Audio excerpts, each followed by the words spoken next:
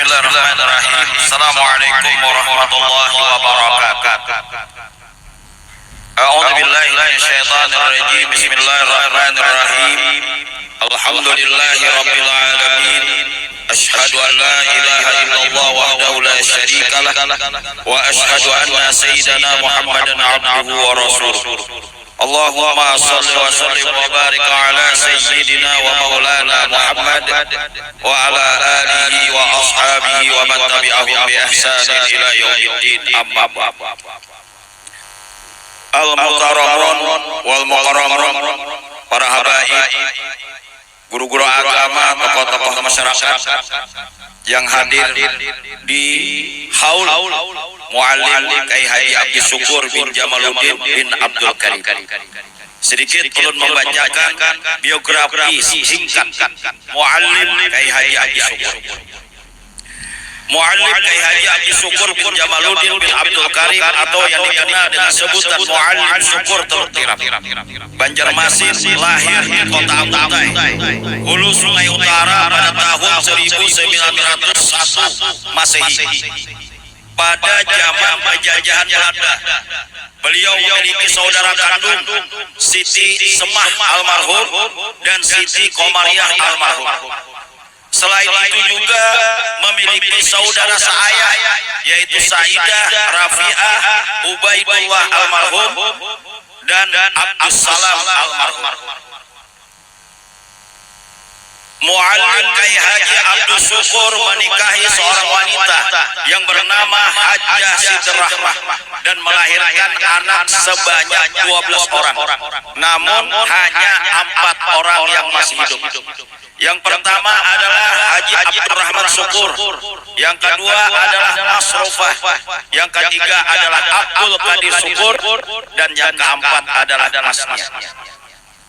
Pendidikan Muallim Kyai Haji Abdi Syukur semasa kecil dilakukan oleh orang tua beliau sendiri. Setelah dewasa, beliau berguru dengan Muallim Ja'far Sungai Baru, Banjarmasin, dan waktu itu terkenal sebagai ulama besar Kalimantan Selatan dan menjadi guru dari banyak ulama muda seputar Banjarmasin dan sekitarnya. Beliau pernah juga mengaji dengan ulama di Martapura. Pada usia 25 tahun, beliau berangkat ke tanah suci Mekah untuk memperdalam ilmu agama dan kembali pulang ke Banjarmasin sesudah merdeka tahun 1945. Berarti beliau memperdalam ilmu agama di kota suci Mekah selama 20 tahun. Guru beliau selama di Mekah yang pertama Syekh Abdul Qadir Mandaili, yang kedua Syekh Sayyid Amin Al-Qalbi, yang ketiga Syekh Umar Hamdan, yang keempat Syekh Ali Al-Banjari, yang kelima Syekh Muhammad Ali Al-Maliki, yang keenam Syekh Ahyad Al-Bogor, yang ketujuh Syekh Saifullah Turki, dan yang kedelapan Syekh Yasin Padang, ahli sanad sedunia, dan lain-lain.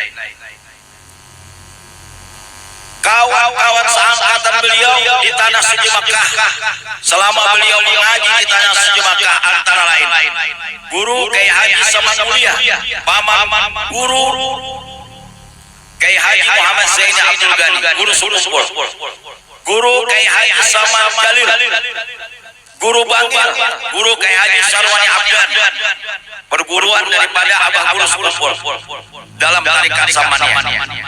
Guru Kyai Haji Anak Sya'rani Arif, Guru Mahmud Amin, pendiri pondok pesantren Ibnu Amin Pamangki, Kyai Haji Ahmad Mugeni Negara, orang tua guru Kyai Haji Muhammad Bakir.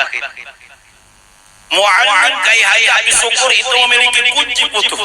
Siapa saja yang mengaji dengan beliau dengan sungguh-sungguh, maka langsung terbuka putuh dalam ilmunya. Di antara murid beliau yang terkenal dan bermakam di Kubah Mesir, yaitu Habib Abu Bakar bin Salim Al-Habsyi. Yang kedua adalah Guru Saman Jalil almarhum. Yang ketiga Guru Kyai Haji Ahmad Sudiarno Sungai Jingah almarhum. Yang keempat Guru Haji Kadri Komplik Amanda almarhum. Yang kelima guru Kiai Haji Hafiz Al-Sori, Profesor Dr. Haji Hafiz Al-Sori. Yang keenam guru Haji Mahmud Hasil Palangkaraya. Yang ketujuh guru Husni Nuril Al-Mahum dan seterusnya. Dan banyak lagi ulama yang mengaji dengan beliau yang tidak bisa disebutkan namanya. Keistimewaan muallim syukur diantaranya. Yang pertama, menurut Kiai Haji Muhammad Zaini bin Abdul Ghani guru Sekumpul, bahwa muallim syukur adalah sosok ulama yang mustajab doanya. Dan dikatakan juga oleh guru Sekumpul bahwa muallim syukur adalah pasasnya banjar. Apabila mengaji selama 1 tahun kepada muallim syukur, akan terbuka pintu, yaitu diberi pemahaman langsung dari ilahi. Yang kedua, menurut Al-Habib Ahmad bin Abu Bakar Al-Habsyi Subah Basiri, sang Habib berkata bahwa muallim syukur adalah waliullah. Yang ketiga, muallim syukur memiliki kelebihan dalam hal mayit yang diperkirakan mayit yang kurang wajah. Beliau bisa mengatasinya agar jenazah tersebut tidak memberi malu kepada keluarganya. Yang keempat, selama beliau tinggal di Teluk Tiram, tidak pernah terjadi kebakaran besar di kampung Teluk Tiram karena beliau selalu berdoa tolak bala. Yang kelima, suatu ketika muallim jalan-jalan melalui lingkungan kuburan. Di saat itu kucing mengeong keras dan beliau juga terkejut. Ditengoklah ada salah satu kuburan yang mana di dalam kuburan tersebut terdapat orang yang lagi disiksa. Lalu diambil oleh beliau air 1 gayu, didoakan beliau dan disiramkan air itu ke kuburan. Orang yang di dalam kuburan tersebut menjadi tenang, dan binatang yang lewat di kuburan tersebut tidak berbunyi keras lagi. Yang keenam, suatu ketika beliau menyuruh murid beliau untuk belajar kitab, dan beliau tiba-tiba meninggalkan tempat. Akan tetapi murid beliau tetap disuruh untuk belajar. Di saat beliau kembali, beliau tahu bahwa murid beliau salah dalam membaca.